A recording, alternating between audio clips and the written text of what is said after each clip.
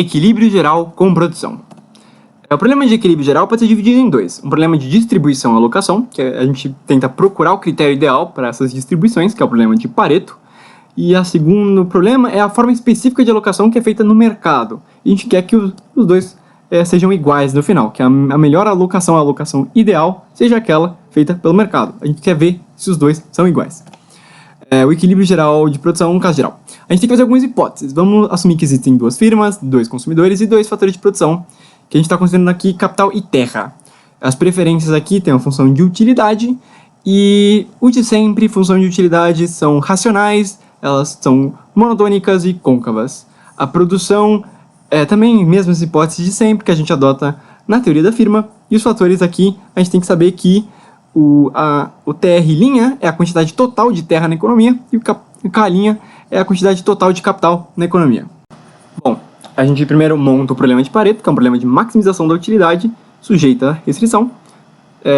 Bem parecido com o problema do consumidor, mas no caso, as restrições que a gente está impondo é que a quantidade consumida tem que ser pelo menos menor ou igual à quantidade produzida. E a produção tem que ser pelo menos menor ou igual à função de produção. E a gente maximiza em função das variáveis das quantidades de cada indivíduo, da quantidade de capital de cada indivíduo, da quantidade de terra de cada indivíduo e da produção de cada indivíduo. Nesse momento a gente está usando, para ver as utilidades, o problema de pesos de Pareto, que ao invés de você colocar uma das utilidades na restrição, a gente está simplesmente ponderando as duas utilidades, que um deles a gente pode colocar como 1, então por isso fica só lambda. Bom, a gente sabe que no ótimo a quantidade total consumida vai ter que ser igual à produção. Por isso a gente pode já igualar esses dois, assim a gente evita de usar as condições de Kuhn-Tucker e essas coisas. Lembrando que ao lado direito de cada uma das restrições, a gente está colocando o preço sombra, que a gente vai usar no Lagrangiano. O Lagrangiano aqui montado já, com todos os preços sombras estabelecidos e as condições do Lagrangiano. Quando a gente faz a CPO, temos esse trombolho aí gigantesco. Eu recomendo que vocês parem e vejam, tanto porque é importante cada uma dessas. Se a gente dividir 1 por 1 estrela e 2 por 2 estrelas, a gente tem a seguinte expressão. A gente pega basicamente igual às TMS, como é de praxe no problema de Pareto. Se a gente dividir o 3 por 4 e 3 estrela por 4 estrela, a gente chega também nessas condições da TMS se igualando, mas em função dos fatores de produção. Bom, considerando as funções, o y1 e o y2, se a gente fizer a diferenciação total, vamos considerar agora só o y1, fica essa expressão número 3 bonitinha. E se a gente substituir os valores de 3 e 4 em 3, a gente vai chegar nessa expressãozinha aqui, número 4. E por simetria, o mesmo se a gente fazer essa operação para diferenciação total da função y2, a gente não tem perda de generalidade, a gente tem a mesma coisa, que é essa expressão 5. E daí a gente tem que lembrar que ao somar os TRs, a gente tem a quantidade total de terra. E se a gente fazer também a diferenciação, a gente chega aqui, a diferencial parcial de TR1 é igual a menos a diferencial parcial de TR2, que é essa expressão número 6. E a mesma coisa vale para o capital. Então a gente pode substituir esses valores, a 6 e a 7, em 5, que é justamente a expressão da diferenciação total de y2. E nisso a gente fica com os mesmos parâmetros da diferenciação de y1, então a gente pode dividir essa nova expressão 8 pela 4, chegando nessa condição muito bonitinha. Então, importantes para a solução do problema, dado que a gente chegou no problema de Pareto, nesse critério ideal, a gente chega nessas 3 equaçõezinhas que vão ser importantes para a gente avaliar se o problema do mercado é eficiente ou não. Então, vamos olhar para o problema do mercado. Como a gente está avaliando um problema de equilíbrio geral com produção, então, e não só um problema de equilíbrio geral de trocas, então a gente tem que resolver o problema da firma, que é maximizar o lucro, sujeito à restrição, que é a função de produção. Então, a gente tem essa expressão aqui, lembrando que o R é o preço do capital, T é o preço da terra, e a gente sabe que no ótimo, o Y, a quantidade produzida, tem que ser igual à função de produção, que tem como os fatores de produção como inputs. Então a gente consegue substituir a quantidade produzida pela função de produção e daí fazer as nossas derivadas. Considerando o CPO, se a gente derivar em relação a KI, a gente chega nessa expressão. Se a gente derivar em relação a TR, a gente tem essa seguinte expressão. A gente divide os dois e a gente basicamente chega, então, nessa última expressão aqui. As TMS, elas se igualam. Então agora vamos olhar para o problema do consumidor, que é uma maximização da utilidade sujeita também à restrição, mas dessa vez a restrição orçamentária.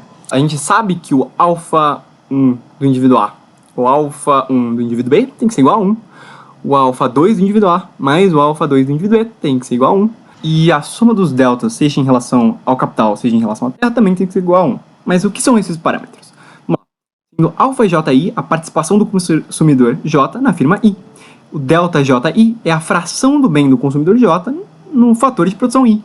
Assim como o K' multiplicado pelo R e o TR' multiplicado pelo Tzinho são o valor do aluguel do capital e da terra, respectivamente. No ótimo, a gente tem a famosa expressão de sempre. A utilidade mais o preço sombra, mais a renda, menos os preços vezes a quantidade. Se a gente faz o CPO, a gente chega nessas expressões aqui, como estão na tela, e, portanto, a TMS tem que ser igual aos preços relativos. Portanto, a TMS de A é igual aos preços relativos, que é igual a TMS de B. Agora, voltando para as funções de produção, faltou um N ali. Se a gente fazer a diferenciação total do Y, a gente chega nessa expressão.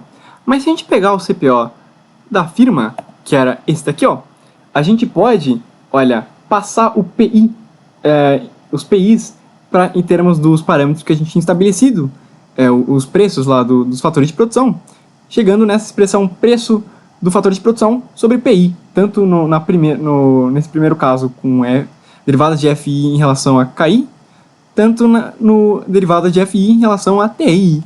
Ou seja, em linhas gerais, a gente pode fazer essa operação aqui, que é a diferenciação de YI igual a RPI, vezes a derivada parcial de KI, mais TPI, multiplicado pela derivada parcial de TRI.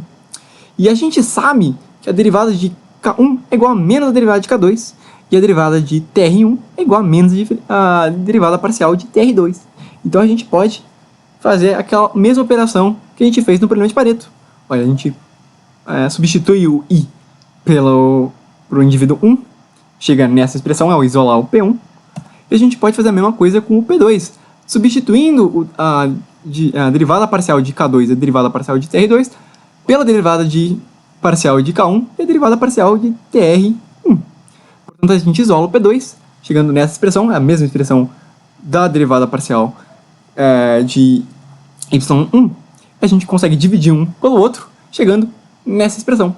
Isso implica que essa expressão, a derivada de Y2 em termos da derivada de Y1, se a gente colocar um menos para denotar que a gente está falando uma slope, do declive, não sei traduzir para português, é igual às TMS, porque é tudo igual ao preço relativo.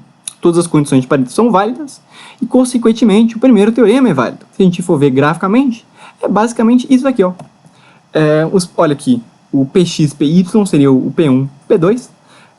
Temos aqui o slope, o slope dos preços relativos em relação à fronteira de possibilidade de produção. Ou seja, aqui é a produção, se a gente olhar para o problema da firma, aqui é a produção ótima, o Ezinho é a produção ótima. Ou seja, dado a produção ótima, a gente tem delimitado a caixa de Edgeworth, que fica dentro da fronteira de possibilidade de produção, e dentro da fronteira de possibilidade de produção, no problema de Pareto, no problema da caixa de Edgeworth, não quero dizer, as utilidades vão se encontrar, o processo de Tantonemant vai ser tal que as utilidades convergem para o ponto onde a função demanda agregada está zerada e os preços relativos são os mesmos, na qual o slope bate na fronteira de possibilidade de produção. Tendo demonstrado que a solução do mercado satisfaz o teorema do bem-estar, o primeiro teorema do bem-estar, a gente tem que ver a lei de Walras. Basicamente, a gente tem que ver que a quantidade total gasta na economia tem que ser igual à quantidade total produzida. A quantidade de dinheiro total na economia tem que ser a mesma, né? Enfim, isso tanto para o indivíduo A quanto para o indivíduo B. Se a gente somar, a gente isola em termos de P1, isola também no termo de P2 no lado esquerdo.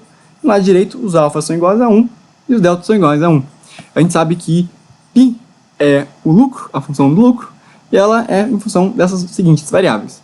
Ou seja, se a gente substituir o lucro do indivíduo 1 pela função e o lucro, o π2, por esses valores, a gente consegue isolar também em termos de P1, em termos dos preços do aluguel e o Tzinho e o R, né? E a gente chega na expressão final, que nada mais é que o preço do bem I multiplicado pela função de demanda agregada do bem I, que, se a gente vê, o somatório dessa expressão tem que ser igual a zero. Então, CQD, basicamente, provamos a lei de Walras. Enfim, não se esqueça de dar like, comentar e se inscrever.